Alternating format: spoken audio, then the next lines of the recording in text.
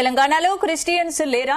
కాంగ్రెస్ సర్వేలో క్రిస్టియన్స్ లెక్కలు ఎక్కడికెళ్లాయి? అసెంబ్లీలో కులగణను ప్రవేశపెట్టిన సర్కార్ ముస్లిం మైనారిటీ బీసీలు 10.8%, ముస్లిం మైనారిటీ ఓసీలు 2.48%, ముస్లిం మైనారిటీలు 12.56%, ముస్లిం మైనారిటీ బీసీలతో కలిపి మొత్తం బీసీలు 56.33%గా చూపించింది. కానీ ఎక్కడా క్రిస్టియన్స్ పేరు ఎత్తలేదు. దీంతో రాష్ట్రంలో క్రిస్టియన్స్ ఎక్కడికి వెళ్లారని సోషల్ మీడియాలో సెటైర్స్ వేస్తున్నారు. రాష్ట్రంలో చాలా మంది క్రిస్టియన్స్ గా మారిపోయారు. అయితే రిజర్వేషన్ల విషయానికి వస్తే ఎస్సీ రిజర్వేషన్ పోయి బీసీ కిందకు వెళతారు. దీంతో క్రిస్టియన్స్ ఆ పేరుతో కాకుండా దళిత్ బీసీగా సర్వేలో చెప్పినట్టు తెలుస్తోంది.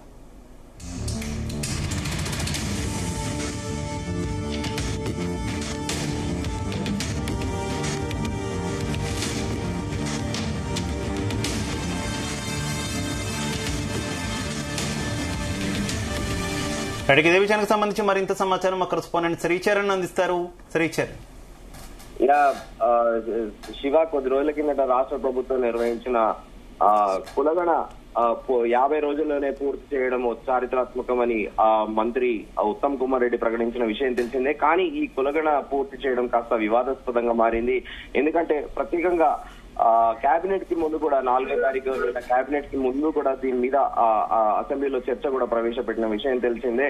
అయితే మంత్రులు, పలు ఎమ్మెల్యేలు కూడా పేర్కొన్నారు. స్వాతంత్రం తర్వాత నిర్వహించిన సర్వేలలో అతిపెద్ద సర్వే ఇదే అంటూ కూడా తెలిపారు. దాదాపు 3,54,77,554 మందిని సర్వే నిర్వహించామంటూ స్వయంగా పౌర సరఫరా నీటిపారుదల శాఖ మంత్రి ఉత్తమ్ కుమార్ రెడ్డి పేర్కొన్నారు. అయితే ఇక్కడ వివాదం అంతా ఎక్కడ ఏంటంటే ఈ సమగ్ర సర్వే మొత్తం కూడా దీంట్లో అతిపెద్దది అంటూ కూడా పేర్కొన్నారు.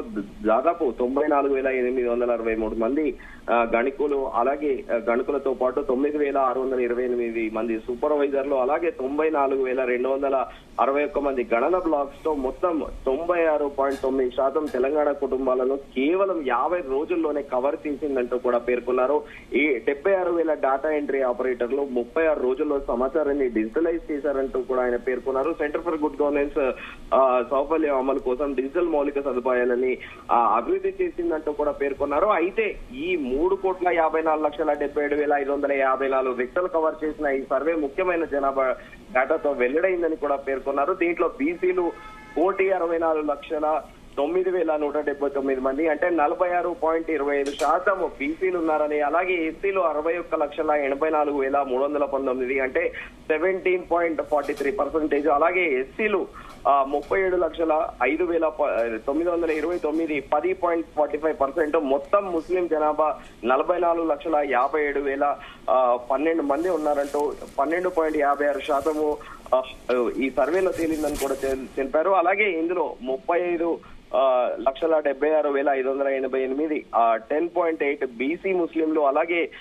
8,80,424 2.48 ఓసీ ముస్లింలతో పాటు ఇతర ఓసీలు మొత్తం కలిపి 44,21,115 13.31% మొత్తం ఓసీ జనాభా, అలాగే 15.79% ఈ సర్వేలో ఉన్నాయని కూడా మంత్రి తెలిపారు. అయితే ఇక్కడ చర్చ అంతా ఏంటంటే క్రిస్టియన్లు ఎవరైతే ఉన్నారో ఆ క్రిస్టియన్ల జాబితా అనేది అసలు తెలంగాణ రాష్ట్రంలో క్రిస్టియన్స్ లేరా అనేది కూడా ఒక కొత్త వాదన అనేది తెరపైకి వస్తుంది. ఎందుకంటే సోషల్ మీడియా వేదికగా పలువురు తీవ్ర స్థాయిలో కూడా దీనిపైన చర్చ చేస్తున్నారు. ఎందుకంటే క్రిస్టియన్లు మనం చూస్తున్నాము, ఇటీవల కాలంలో కూడా తరచుగా అందరూ కూడా చర్చస్ కూడా పెరుగుతున్నాయి. ఇక్కడ దీంట్లో పలు రకాల బాప్టిజంతో పాటు రోమన్ క్యాథలిక్స్ అంటూ కూడా ఉంటారు. బాప్టిస్టులందరూ జీసస్ క్రైస్ట్ ని వర్షిప్ చేస్తారు, అలాగే రోమన్ క్యాథలిక్స్ మేరీ మాతను పూజిస్తుంటారు, అలాగే ప్రొటెస్టెంట్స్ కూడా ఉంటారు అనేది కూడా మనకి తెలిసిన విషయం తెలిసిందే. అయితే ఈ చర్చలు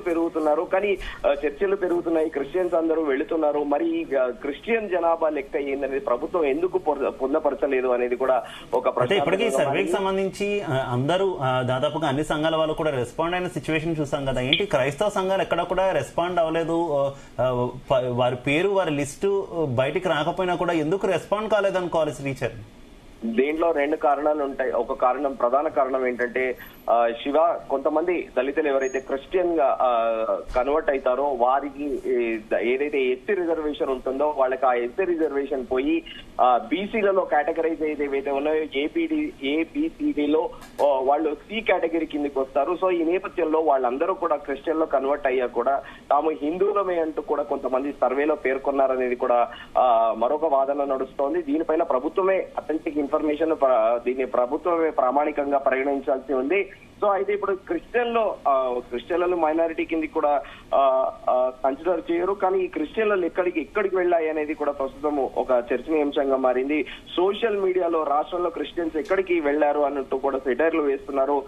అయితే చాలా మనం ఇటీవల కాలంలో కూడా తరచుగా వింటూ ఉంటాము, రాష్ట్రాల్లో కన్వర్షన్స్ విపరీతంగా పెరిగాయి. ప్రధానంగా ఆంధ్రప్రదేశ్ తో పాటు తమిళనాడు అలాగే తెలంగాణలో కూడా కన్వర్షన్స్ ఎక్కువ మంది అవుతున్నాయని కూడా ఒక వాదన, ఒక చర్చ అయితే కూడా నడుస్తోంది. అయితే తాజాగా ప్రభుత్వం నిర్వహించిన ఈ కులగణ సర్వేలో క్రిస్టియన్ల జాబితా కాదు కదా, కనీసం క్రిస్టియన్ల పేరు, వాళ్ళ పర్సంటేజ్, ఎంతమంది పాపులేషన్ ఉన్నారు అనేది కూడా చెప్పకపోవడం గమనార్హం. ఎట్ ది సేమ్ టైం ఓసీల విషయానికి వస్తే కూడా 15.79% మంది ఓసీలు ఉన్నారన్నారు. ఈ ఓసీలలో రెడ్డిలతో పాటు వెలుమలు అలాగే బ్రాహ్మణ సామాజిక వర్గము వీళ్ళందరూ కూడా ఎంతమంది ఉన్నారనేది యాక్యురేట్ డీటెయిల్స్ లేదు. ఓవరాల్ గా 15.79% అని కూడా ప్రభుత్వం చెబుతోంది. అయితే ఇప్పుడు మరి క్రిస్టియన్లు రాష్ట్రంలో నిజంగా ఒకవేళ నిజంగా అంటే ఫోర్ జనరేషన్స్ నుంచి ఎవరైతే క్రిస్టియన్స్ ఉంటారో, ముందుగా అనుకున్నట్టు బాప్టిస్టులు కానీ రోమన్ క్యాథలిక్స్ కానీ వాళ్ళందరూ కూడా ఒరిజినల్ క్రిస్టియన్స్ అయినప్పటికీ వాళ్ళందరికీ కూడా ఓసీ కేటగిరీ కిందకి వస్తారు. మరి ఒకవేళ ప్రభుత్వం ఈ ఓసీ కేటగిరీలోనే క్రిస్టియన్స్ ని మెన్షన్ చేసిందా, లేకపోతే ఈ దళితులు ఎవరైతే ఉన్నారో కన్వర్షన్స్ గా క్రిస్టియన్స్ గా మారారో వారి లెక్క కూడా ప్రభుత్వం దగ్గర ఉండాలి కదా మరి అనేది కూడా సోషల్ మీడియా వేదికగా చర్చ జరుగుతోంది. మరి దీనిపైన ప్రభుత్వం ఎలాంటి క్లారిటీ ఇస్తుందనేది కూడా ఒక సందేహాస్పదంగానే మారింది. Shiva, okay, thank you.